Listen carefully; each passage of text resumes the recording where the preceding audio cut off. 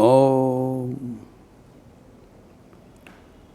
जयंती मंगला काली भद्रकाली कपालिनी दुर्गा शिवा क्षमा धात्री स्वहा स्वधा नमस्तुते। ओम दक्षिणयज्ञ विनाशिन्यै महाघोरावै योगिनी कोटि परिवृतावै भद्रकाल्वै ह्रीं ओं दुर्गावै नमः। आज श्री श्री दुर्गा पूजा के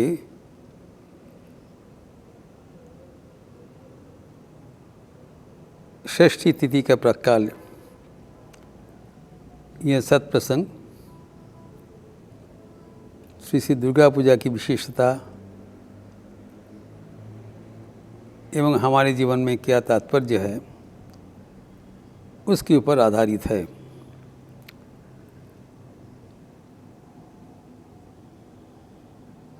दुर्गा पूजा के हमारे भारत का राष्ट्रीय पूजा माना जाता है। कारण यह अनुष्ठानिक पूजा वैदिक काल के प्रचलित माना ये वैदिक पूजा है एवं अन्य ओर से तांत्रिक पूजा भी है तथा भक्ति पूजा भी है। साधक साधिकाएं जो भी मार्ग का हो ये पूजा के साथ उनके आत्मिक संपर्क है।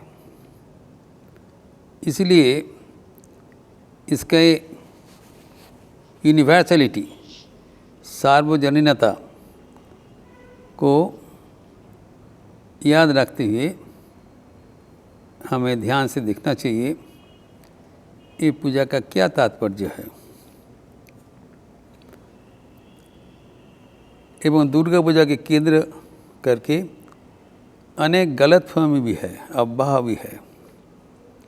भक्तगण के भीतर एक शास्त्र परंपरा अनुसार परिष्कार रूपरेखा होना चाहिए। यह चिंतन करते हुए आज के विशेष सत्प्रसंग का परियोजना हुआ है। हम देखते हैं कि महाभागवत पुराण में ही दुर्गा पूजा का उल्लेख हुआ है एवं यद्यपि प्राचीन काल से दुर्गा पूजा का प्रचलित है, लेकिन ये जो शारदीय दुर्गा पूजा जिसको अकाल बोधन कहलाता है उसका उल्लेख महाभागवत पुराण में है। और ये श्री रामचंद्र जी के साथ रावण का जो महायुद्ध हुआ था उस युद्ध के अंतर्गत ये पूजा का उल्लेख हुआ है। जब एक मत अनुसार जो कि पंचानंतर का अलंकार की विधि अनुसार माना जाता है, महाभागवत पुराण में है कि जब श्री रामचंद्र सीता हरण के उपरांत लंका में पहुंचकर रावण को निधन करने के लिए युद्ध में प्रस्तुति ले रहे थे, उस समय रावण आत्मरक्षार्थ अपने अनुज कुंभकर्ण को जगा दिया। वो भी निद्रित थे। उसका नियम अनुसार वो साल भर वो सोते थे खाली, फिर साल के बाद एक समय उठकर बहुत भोजन पान लेके फिर सो जाते थे, क्योंकि उनके इतने बल था ब्रह्मा के आशीर्वाद से। ब्रह्मा ने देखा ये अगर जागरित रहेंगे तो महाप्रलय हो जाएगा, तो उनके वर के साथ साथ ये अभिशाप भी दिया था, तुम अधिकांश समय निद्रित रहोगे। तो रावण देखा अभी अकेले युद्ध में वो कृतकार्य नहीं हो पाएंगे, तो उनको बहुत प्रयास करके जगा दिया। जब वो जगा दिया कि खबर मिलकर रामचंद्र जी का महाभय उत्पन्न हो गया, क्योंकि कुंभकर्ण अजय थे। तब उन्होंने ब्रह्मा से परामर्श मांगा। ब्रह्मा ने कहा, तुम्हारे बचने का एक ही मात्र उपाय है, अगर तुम देवी दुर्गा का आराधना करोगे, उनकी कृपा से आपको विजय अवश्यंभावी है। एवं उनकी युद्ध तब होने वाला था, तो उन्होंने कहा, अविलंब तुम देवी का पूजा का बंदोबस्त करो और मैं ये पूजा का अनुष्ठानिक ये जो अनुष्ठान होगा मैं कर दूंगा, ब्रह्मा और भी पूजक। तब रामचंद्र ने कहा कि ये शरद काल में तो देवी अब निद्रिता है, क्योंकि हिंदू परंपरा में माना जाता है कि साल में 6 महीना जब सूर्य उत्तर अभिमुख गमन करते हैं, उसको उत्तरायण कहा जाता है। उस समय all goddesses and god go to sleep, वो निद्रित रहते हैं, और फिर सूर्य जब बाकी 6 महीना का दक्षिण मुख होकर गमन कर दक्षिणायन होता है, उस समय उन लोग जागृत रहते हैं। तो जितने पूजा पार्वन आदि वो the other half of the year जब सूर्य का दक्षिणायन होगा तभी करना चाहिए। अब जानते हैं कि भीष्म पितामह का जब शरशय्या लागू हुआ था, तो उन्होंने बताया अभी तक दक्षिणायन शुरुआत नहीं हुआ, तो इस समय में अगर हमारा शरीर चला जाए तो अच्छा गति प्राप्त नहीं होगा, कारण देवता का नाम निद्रित है। सो विल वेट, हम इंतज़ार करेंगे जब दक्षिणायन शुरू होगा। तो उनको कुछ दिन अपेक्षा करना पड़ा। तो इस समय में भी रामचंद्र ने कहा, अभी तो देवी निद्रिता है, लेकिन अगर वो इंतज़ार करेंगे तब उसका जो समय सीमा है 1 महीना के भीतर, उधर में सीता जी बता दिए 1 महीने के भीतर अगर ये प्रभु नहीं आते तो मैं शरीर छोड़ दूंगी। और उधर में जो उनका 12 साल समापन का भी समय आसन्न हो गया, उधर भरत जी ने अयोध्या में वो अल्टीमेटम दे दिया कि अगर समय सीमा पर रामचंद्र प्रभु अगर प्रत्यावर्तन ना करें तो भी शरीर छोड़ देंगे। तभी time was the most important factor. तो तब रामचंद्र जी को इस समय में ही देवी की आराधना करना पड़ा। तो ब्रह्मा जी ने एक सलाह दिया कि यद्यपि देवी जी अभी निद्रिता है, लेकिन ये उनको जागरित करना भी संभव है, जो मंत्रोच्चारण करके भक्तिभाव से उनको बुलाने से वो जागृत हो जाएगा, जिसको कहलाता है बोधन। बोधन मतलब जागरण, अवेकनिंग। इसीलिए जो दुर्गा पूजा में जो षष्ठी तिथि में ये यद्यपि ये बोधन किया जाता है, इसलिए षष्ठी से ही दुर्गा पूजा का शुरुआत माना जाता है। यद्यपि नवरात्रि हम लोग पालन करते हैं, लेकिन महाषष्ठी से ही जो बोधन जब होगा तभी ये, कभी कभी तिथि अनुसार पंचमी में होता है, लेकिन षष्ठी तिथि में जब बोधन होता है तब आनुष्ठानिक रूप से दुर्गा का वो जागरण माना जाता है। और तब जब वो स्तव स्तुति करके ब्रह्मा जी का वो सहारा लेकर जब देवी की जागरण हुआ, तब देवी ने आशीर्वाद दिया कि ठीक है, मैं राम के धनुर्बाण में मैं उपस्थित रहूँगी। और जो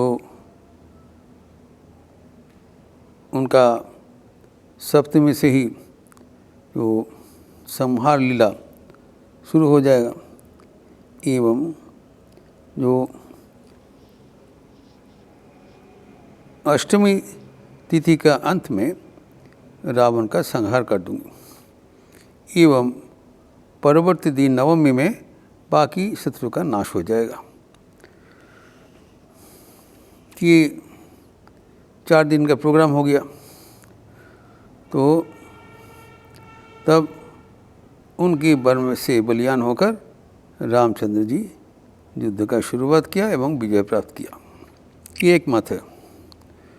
दूसरा मत है जो कृत्तिवास का रामायण अनुसार करके जो पश्चिम बंगाल में प्रचलित है कि जो श्री रामचंद्र 108 नील पद्म से देवी की आराधना किया। तो इधर भी बताया कि देवी जी को आप प्रसन्न करोगे तो तुम्हारा विजय हो जाएगा, नचित नहीं होगा। तो 108 नील कमल से पूजा करने से देवी जी प्रसन्न होते हैं। तो 108 नील कमल तो रामचंद्र जी के पास तो हनुमान जी है, मैं ऑर्डर दे दिया, साथ साथ आके उपस्थित हुआ। तो देवी जी उनको उनका भक्ति जांच करने चाहा। देवी जी स्वयं और 108 कमल से एक कमल अपहरण कर लिया। जितना भी एक को भरपाई किया जाए, एक कमल कम पड़ जा रहा है। तो तब और 108 जो नील कमल नहीं होने से पूजा सांग नहीं होगा, सक्सेसफुल होगा नहीं। तो कई बार जब ये भरपाई नहीं हुआ तब रामचंद्र ने समझ लिया ये देवी जी का करतूत है, वो परीक्षा ले रही है। अभी आप जानते हैं कि श्री रामचंद्र प्रसिद्ध थे उनका आँखें के लिए। उनके एकदम कमल नयन, कमल नील कमल के जैसे उनकी आँखें था। तो रामचंद्र जी ने बताया कि चारों ओर प्रचलित है कि हमारी आँखें एक नील कमल के बराबर है। यद्यपि एक कमल का कमियां हो रहा है, मैं अपना एक आँख देवी जी के चरण में हम निवेदन करते हैं। इसीलिए कि धनुर्बाण निकल लिया करके एक आँख वो कोटर से निकलकर देवी जी की पूजा करेंगे। कारण देवी जी की पूजा में प्रसन्न करना और भी इम्पोर्टेंट मैटर है। नहीं तो सीता उद्धार होगा नहीं, रावण निधन होगा नहीं। तो जब वो अपना धनुर्बाण से अपना आँख उतार कर देवी जी के चरण में अर्पण करने के प्रयास किया, साथ साथ देवी जी आके उनका हाथ पकड़ लिया। इस कृत्तिवास रामायण के अनुसार तो पकड़ लिया और उन्होंने बताया कि मैं तुम्हारा भक्ति में हम तुष्ट हो गए, तुम्हारा ये सब देने का ज़रूरत नहीं। वो कमल वापस कर दिया और उससे पूजा कर लिया और उसको प्रसिद्धि हो गया। अभी एक जो तो देवी जी का पूजा प्रधानतः शक्ति का जागरण सांकेतिक अर्थ है। हमारे भीतर जो छिपा हुआ जो ऊर्जा है, शक्ति है, सत वृत्तियाँ है, देवी जी को प्रसन्न करते हुए उसका जागरण करना, awakening of the inner qualities, the strength, valour, courage and knowledge, ये एक सांकेतिक है देवी की बोधन। पक्षांतर में पश्चिम बंगाल जहाँ पर भक्ति की प्राधान्यता है, उन्होंने दुर्गा पूजा का एक अन्य और रूप दे दिया। इन लोग कहा कि ये दुर्गा पूजा है कि देवी जी का होम कमिंग। इन लोग जो हिमवाह है कल्पना किया, जो हिमालय, वो हिमालय का द्विता है जो देवी जी है, तो पार्वती जिसको कहलाता है। तो जब जो हिमालय से फिर शिव कैलाश में उनको ले गया और तो गौरी बन गया, अभी दुर्गा बन गया। तो अभी और उनके परिवार कल्पना कर लिया, लक्ष्मी सरस्वती 2 बेटियां और कार्तिक गणेश 2 बेटा, एक परिवार है। तो दुर्गा पूजा लोग मानते हैं कि इट इज़ एनुअल वेकेशन, जब देवी दुर्गा अपने परिवार को लेके अपने मायके में आते हैं, पितरालय में, और 4 दिन रहकर फिर वापस चले जाएंगे। तो ये जो इनको रूपरेखा दिया है, the homecoming of a daughter to from her in laws to home, ये एक अद्भुत भक्ति का एक रस है। और जब दुर्गा देवी का आने का जो समय होता है, इसके 1 महीना पहले से ही नाना प्रकार का आगमनी संगीत गीत होता है, जो भक्ति रस में अप्लुत है, जहाँ पर माँ मेनका का एक आग्रह है अपने बेटी को दर्शन करने के लिए, एवं अपने बेटी के लिए उनका कितना व्याकुलता है, यही भक्ति का सूर है। तो और श्री राम कृष्ण इसको बहुत पसंद करते थे। तो पहले स्वामी विवेकानंद इसमें ज़्यादा इंटरेस्ट नहीं लेते, वो कठोर वैदांतिक है ये सब, बट लेकिन जब स्वामी विवेकानंद भी इसकी जो भक्ति रस है वो समझ लिया, तब स्वयं ही आगमनी संगीत गा कर देवी को वो आवाहन करते थे। और ये सुनकर श्री रामकृष्ण बहुत प्रसन्न हो गए कि नर नबी आगमनी संगीत गाकर देवी जी को प्रसन्न कर रहे हैं। इनके भाषा भाव बड़ा सुंदर है। और जैसे बेलूर मठ में परंपरा है, जो दुर्गा पूजा का 1 महीना पहले से ये आगमनी संगीत रेली गीत होता है अप टू षष्ठी के दिन तक।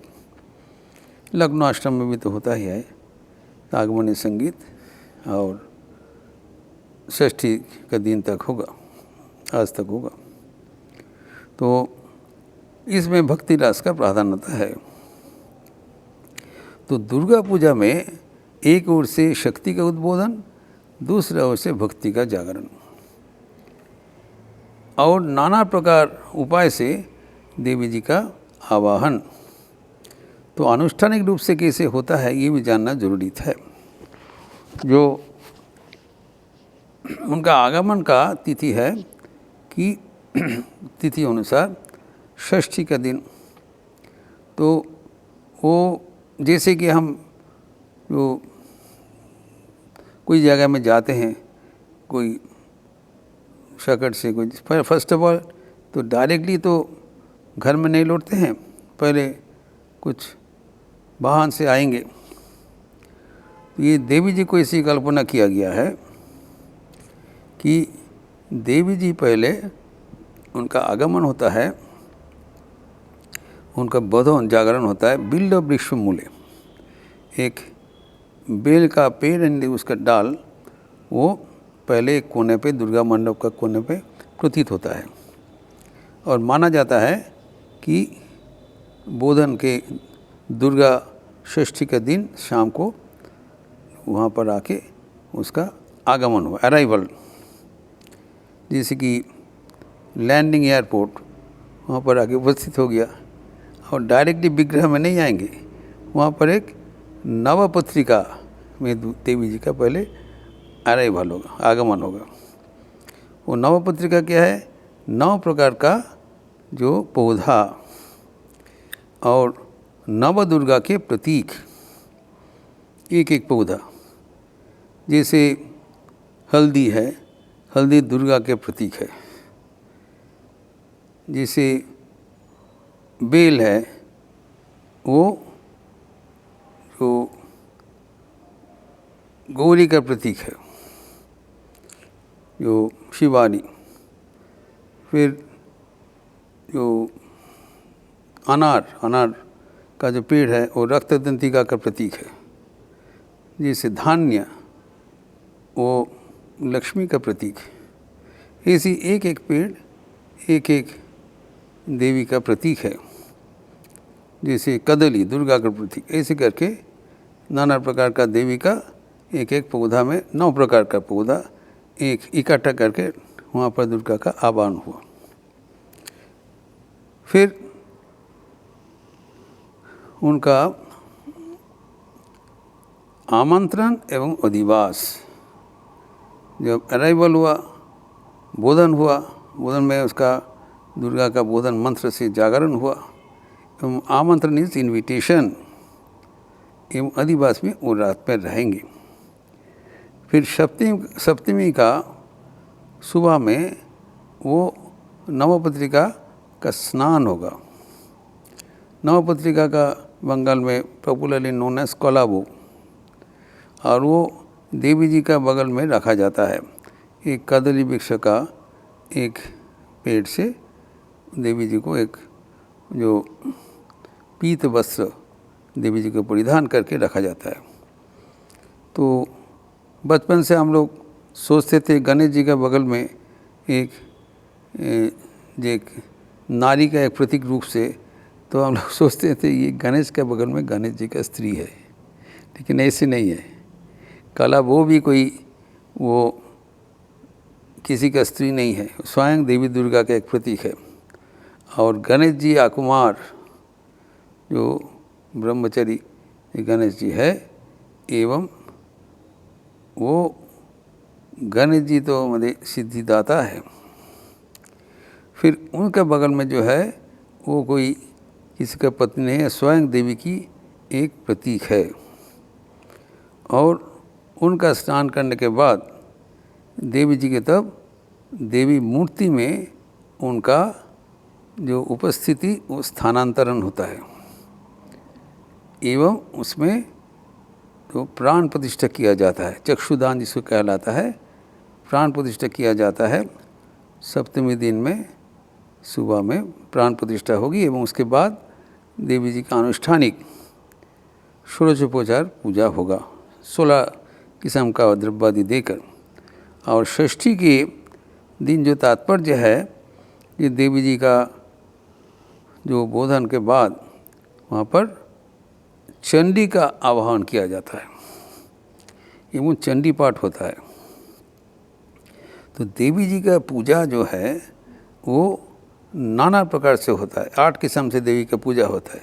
पहले देवी का जो आवाहन होता है एक पानी में, घट में, एक जो ताम्र का पात्र में पानी रखकर वहाँ पर देवी जी के फर्स्ट अराइवल माना जाता है। फिर उसके साथ बाद नवपत्रिका में स्थानांतरण होगा।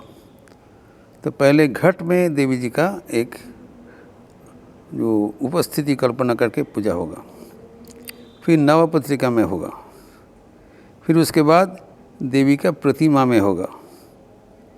ये जो मिट्टी का जो प्रतिमा होता है मृण्मयी प्रतिमा कहा जाता है। फिर वो मृण्मयी प्रतिमा में जब प्राण संचर होता है वो चिन्मयी बन जाता है, और वो माना जाता है स्वयं देवी वो मृण्मय प्रतिमा में उपस्थित होकर ये 4 दिन पूजा ग्रहण करेंगे। फिर जो किताब में चंडी ग्रंथ है उसको भी देवी कल्पना करते, उसका अनुष्ठानिक पूजा होगा, आज ही होगा। और इसके बाद चंडी पाठ करते हुए ये देवी जी का आवाहन होगा। उसका आगे जो देवी जी का जो इसका कुमारी पूजा होता है, अष्टमी के दिन एक जो कुमारी, साधारणतः ब्राह्मण कुमारी के शरीर में हम लोग देवी के आह्वान करते हैं। यद्यपि ये ब्राह्मण कुमारी होना ही अनिवार्य नहीं है। स्वामी विवेकानंद जो जब कश्मीर में थे तब वहाँ पर एक देवी जी का एक कुमारी पूजा में एक मुसलमान का एक कन्या को उनको कुमारी रूप से, तो एक पवित्र कुमारी होना चाहिए, तो किसी के भी तो हो सकते हैं। तो हमारी उतना दूरदृष्टि नहीं है, इसलिए परंपरा अनुसार एक ब्राह्मण कुमारी को चुना जाता है भक्त परिवार से। 5 से 7 साल का भीतर उनका उम्र हम लोग साधारणतः लेते हैं एवं उनके एक एक उम्र में एक एक नाम होता है, मालिनी, शुभागा इत्यादि। तो यहाँ पर भी कुमारी पूजा में एक कुमारी को देवी जी का जीता जागता रूप, जीवंत रूप से पूजा किया जाएगा। फिर नवमी का तिथि में अग्नि को देवी जी का एक रूप कल्पना करके हवन होता है, अग्नि देवी को माना जाता है। फिर देवी का एक विराट रूप भी है, इसलिए जितने भक्त आते हैं सबको एक परितोष सहकार देवी जी का प्रसाद खिलाया जाता है, क्योंकि देवी जी सबके भीतर विराजमान है। और फिर जो चित्र में, चाल चित्र जो कहा जाता है, उसमें भी देवी का आवाहन होता है। तो देवी जी का जो मूर्ति है तो आप देखेंगे दो किस्म का है। एक है जहाँ पर दो देवी दुर्गा एवं गंगा, गणेश, कार्तिक अलग अलग मूर्ति में, साधारणतः जो वो सार्वजनिक होता है पैंडल करके, वहाँ पर अलग अलग मूर्ति होता है। और दूसरा है जैसे बेलूर मठ में एवं लखनऊ आश्रम में, मठ में, रामकृष्ण मठ में, वो एक चला का पूजा होता है। मतलब एक ही वेदी के ऊपर एक ही किस्म एक साथ सबको बैठा दिया जाता है, परिवार समेत, असुर, दैट सिंह, सब कुछ उनका वाहन सहित, और देवी जी को बाकायदा सज्जित किया जाता है। तो अभी पहले जो देवी जी का जो सज्जा का था वो शोला का, तो थर्मोकॉल जिसे कहते हैं ना, वो सहज सस्ता में मिलता था, वो माशी लैंड में मिलता था। तो शोला का साथ देके देवी के आह्वान होता था। फिर बाद में जब भक्तगण को थोड़ा आर्थिक उन्नति हुआ तो उन्होंने जो रंगता है, जो फ्लैटेंड सिल्वर स्ट्रिप्स, उससे रूपों का जो होता है उसमें देवी जी का सजावट किया। तो वो पहले जर्मनी से आता था, जो सस्ता जो रंग था भारत में प्रस्तुत नहीं होता था, और जर्मनी से वो डाक से भेजा जाता था, बाई पोस्ट, इसीलिए उसको डाकेट साज कहलाता है। एक है डाकेट साज, मतलब ये रंगता उस जैसे कि लखनऊ में है और बेलूर मठ में है।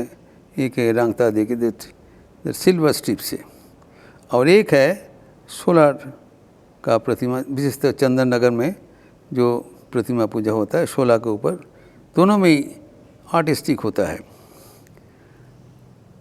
इसके उपरांत जो देवी जी का जो अनुष्ठान है, वो पूजक, तंत्रधारक सब मिलके पूजा समापन करते हैं। वह अनुष्ठानिक पूजा है।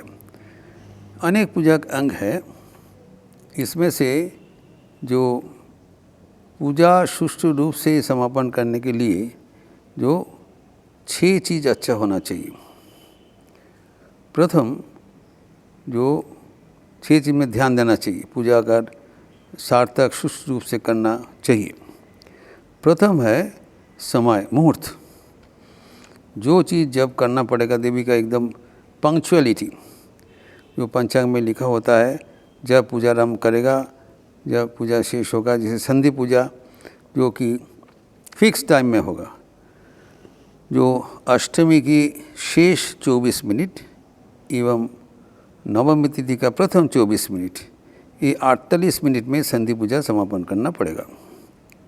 माना जाता है ये पूजा का क्लाइमैक्स है, क्योंकि उस समय में रावण का निधन, तो वो 48 मिनट में, इस साल जैसे समय बदलता है, कभी कभी बहुत रात होगा, कभी कभी दिन में होगा। इस बार जो हमारा अष्टमी का शाम को 7:36 to 8:24, ये जो 48 मिनट है, इसमें पूजा होगा अष्टमी के दिन शाम को।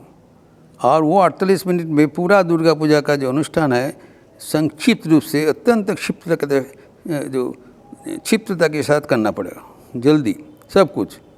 मतलब उसका आमंत्रण, उसका आसन शुद्धि, उसका न्यास, प्राणायाम, पूजा, फिर आरती, भोग अर्पण, सब कुछ, पुष्पांजलि, सब कुछ के भीतर ही होगा। अत्यंत फास्ट करना पड़ेगा। तो इसी एक मुहूर्त है, फिर सब कुछ समय अनुसार होगा। एवं पूजा का जो नवमी में, जैसे कि बलि का एक प्रथा था, एक अनुष्ठानिक रूप से असुर का निधन हो रहा है, इसे असुर का पहले तो जो पशु बलि भी दिया जाता था, तो ये अनुष्ठानिक रूप से पूजा करके पशु को बलि दिया जाता था। जब स्वामी विवेकानंद 1901 साल में, 1 ईस्वी में, दुर्गा पूजा बेलूर मठ में प्रवर्तन किया। और दुर्गा पूजा सन्यासीगण नहीं कर सकता है, कोई गृह का नाम से होगा, इसलिए श्री माँ शारदा देवी का नाम से दुर्गा पूजा का प्रवर्तन हुआ। अभी भी वही परंपरा चल रहा है। बेलूर मठ में, लखनऊ में, सब जगह में श्री माँ शारदा देवी वही जजमान है, उसी का नाम से पूजा होता है।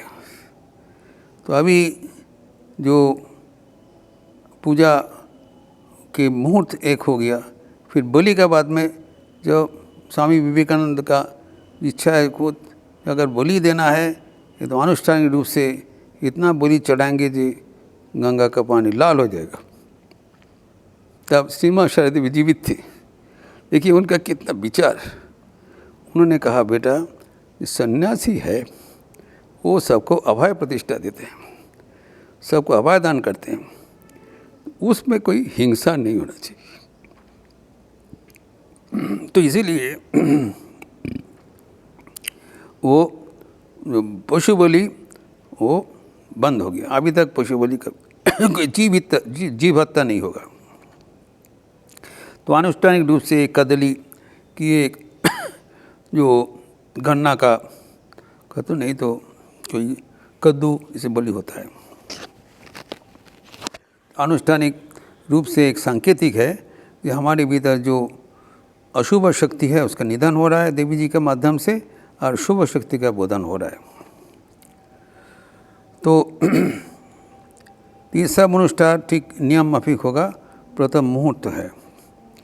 द्वितीय है मंत्र। मंत्र परफेक्ट होना चाहिए, इसलिए जो एक तंत्र धारक रहता है जो तंत्र को धारण करते हैं, अनुष्ठानिक मंत्र पाठ करते हैं, वो जो शास्त्र में जैसे लिखा हुआ वो प्रत्येक जगह में होता है, वो मंत्र परिष्कार होना चाहिए। तृतीय है कि मूर्ति सुंदर होना चाहिए। मूर्ति कैसे होगा वो भी परंपरा अनुसार है, डिटेल होगा, किसका देवी जी का कॉम्प्लेक्शन क्या होगा, वो कपड़ा का रंग क्या होगा, सब कुछ निर्धारित है। फिर चतुर्थ है ये पूजक जो पूजा करेंगे वो सुलक्षण होना चाहिए, जो ब्राह्मण होना चाहिए, पारदर्शी होना चाहिए। इसलिए पूजा का भी चयन इतना आसान नहीं है। दुर्गा पूजा करने के लिए बहुत सोच बूझ के पुजारी तंत्र धारक को चुनना चाहिए, वो चुना जाता है प्रत्येक पूजा में। तो पूजक का भी बहुत इम्पोर्टेंस है। पंचम है ये संसाधन, उपचार अनेक प्रकार के हैं। जैसे कि महास्नान होता है देवी जी का सप्तमी अष्टमी नवमी तिथि में, तो महास्नान मतलब मिट्टी 28 जगह का मिट्टी लाना पड़ेगा। फिर पानी जो जल, स्नान का जल, वो 50 जगह से जल आना पड़ेगा, जो सागर का जल, नदी का जल, झरना के जल, तो ये सब नाना प्रकार से लाना पड़ता है। हम लोग का तो बेलूर मठ में वो सब जगह से चुन के लाते हैं, वहाँ से थोड़ा थोड़ा हम ला के सब जगह में पूजा होता है। और जो संसाधन है वो अनुष्ठानिक रूप से, जैसे षोडशोपचार है 16 आइटम होगा, तो गंध, पुष्प, धूप, दीप, नैवेद्य, फिर तैल्य, फिर वस्त्र, फिर माल्य, ये 16 प्रकार का आइटम। और हर विग्रह का, देवी का, लक्ष्मी का, सरस्वती का, प्रत्येक विग्रह का एक एक षोडशोपचार पूजा होगा प्रत्येक दिन सप्तमी अष्टमी नवमी तिथि में। तो नवमी तिथि में जब हवन होगा उसके साथ दक्षिणांत में दुर्गा पूजा का समापन माना जाता है। उसमें असुर का पूरा परिवार जो निधन हो गया, जो रावण का। और ये न केवल रावण का, जो चंडी में जो उसको 3 प्रकार का है, एक चंडमुंड है, एक महिषासुर है, और शुंभ निशुंभ है। इसी सब का जो पद है, जैसे कि जब संधि पूजा होता है तब देवी का चामुंडा रूप से पूजा होता है। चामुंडा मतलब वो चंडमुंड का वध किया था, ऐसा असुर का निधन किया था। तो ये मंत्र के साथ साथ उपचार का भी ज़रूरत होता है। वो बहुत आयास जो सिद्ध है, बहुत जगह से बहुत परिश्रम करके लाना पड़ता है। देवी पूजा इतना आसान नहीं है, इसीलिए जो साधारण व्यक्ति नहीं कर सकता है, जो काबिल गृहस्थ भी ऐसी करके वो सार्वजनिक रूप से करना, जो गृहस्थ भी करता है वो बहुत सावधानता से करना पड़ता है। और इसके आगे जो है जो यजमान का जो मनोभाव, तो यहाँ पर भी तो माँ शारदा का है, जहाँ पर जो अनुष्ठान का आवाहन करते हैं उसका मनोभाव भक्ति होना चाहिए। घमंड के साथ देवी का अगर आवाहन किया जाए, देवी का पूजा सार्थक नहीं होगा। भक्ति का पूजा है, इसीलिए यहाँ पर जो आश्रम के मठाधीश होते हैं उनको बहुत ही सावधानता से देवी का आह्वान करना पड़ता है भक्ति के साथ एवं भक्तगणों को आनंद वर्धन करने के लिए। दूसरा ओर से देवी एक पूजा एक सामाजिक पूजा है, जहाँ पर जो संतान के जो कल्याणार्थ माँ आते हैं, तो माँ के गोद में सब संतान एक बराबर है। तो यहाँ पर उच्च नीच धनी दरिद्र जो मूर्ख ज्ञानी सब एक आसन में बैठ के माँ का पूजा में अंश लेते हैं, माँ का प्रसाद ग्रहण करते हैं, कोई भेदभाव नहीं रहता है। तो this an equalisation of the social norms, जो जिसका परिपूर्णता होता है। ये दशमी के जब नवपत्रिका का देवी का विसर्जन होता है, देवी का विसर्जन भी आनुष्ठानिक रूप से दर्पण विसर्जन होता है। पहले उनका एक शीशा में वो पानी में उसको डुबा दिया जाता है, फिर आगे जो नवपत्रिका देवी का मूर्ति के साथ जो पानी में विसर्जन होता है, और वो पानी जो प्रसाद रूप से लाकर जो दशमी का शाम को सब भक्तों को शांति जल रूप से उसको छिड़का दिया जाता है एवं उसके बाद सब मिलकर एक दूसरे को श्रद्धा एवं प्रेम विनिमय करते हैं। तो मिष्टान्न वितरण होता है। तो देवी जी का ये अनुष्ठानिक ये जो पूजा होता है, इसमें प्रधान है हमारे शक्ति का जागरण एवं भक्ति का जागरण तथा नारियों का पूजा। कुमारी पूजा के माध्यम से, देवी के माध्यम से जो हमारे जो परंपरा है। स्वामी विवेकानंद जब अमेरिका गए थे, उन्होंने देखा कि पाश्चात्यवासी का जो बढ़ोतरी, इसका कारण है नारी का मर्यादा। तो इसीलिए जो हमारे जो परंपरा है, जो नार्यस्ते जत्र पूज्यन्ते रमन्ते तत्र देवता, तो जैसे कुमारी, हर घर में जो कुमारी है उसको देवी जी का प्रतीक समझकर उनको श्रद्धा सम्मान होना चाहिए, तभी देश आगे बढ़ेगा। स्वामी विवेकानंद इसलिए उन्होंने कहा कि भारत का पुनर्जागरण के लिए शक्ति की प्रतिष्ठा होना चाहिए एवं माँ शारदा को सामने रखते हुए उन्हीं के माध्यम से शक्ति का पूजा होना चाहिए। इसलिए श्री माँ शारदा न केवल पूजा के वो आह्वान है करे, माँ शारदा स्वयं देवी के प्रतीक रूप से उपस्थित रहते हैं। माँ शारदा एवं देवी अलग नहीं है। एवं देवी का जो विसर्जन होता है वो पूजक आपने जो हृदय मंदिर में देवी का अनुष्ठान रूप से विसर्जन देते हैं। देवी के विसर्जन नहीं है, देवी चले जाएंगे और नहीं रहेंगे, सबके भीतर ही रहेंगे।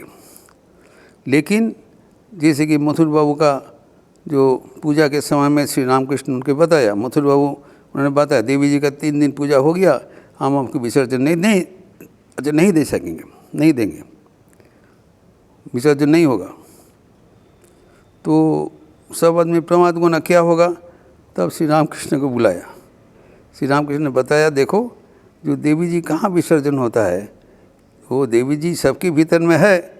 तो जो बोधन के समय वो हमारे हृदय मंदिर से बाहर निकल के मूर्ति में उसका प्रतिष्ठा किया गया, और फिर जब विसर्जन हुआ दशमी की तिथि में, वो फिर हमारे हृदय में प्रतिष्ठा हो गया। तो विसर्जन कहाँ होगा, देवी को छोड़ना नहीं पड़ेगा। फिर साल भर तुम देवी का तुम आराधना करो भीतर में, सबके भीतर तो देवी जी है, यही है चिंतन। सबके भीतर जो ईश्वर चिंतन करते हुए सबको श्रद्धा, सबको भक्ति करके सबको सेवा करना चाहिए। तो शारदीय पूजा एक आनंद उत्सव है और इसके माध्यम से हम एक दूसरे से श्रद्धा प्रेम विनिमय करते हैं, ताकि इसका स्मृति सारा साल हमारे सामने रहे। एवं पुनः देवी जी का आह्वान करते हुए we renew our ties, we renew our divine heritage and our closeness with the divine mother.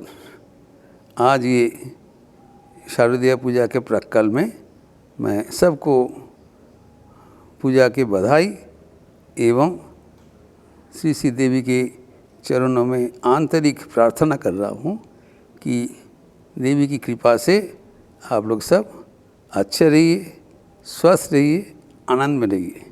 नमस्कार।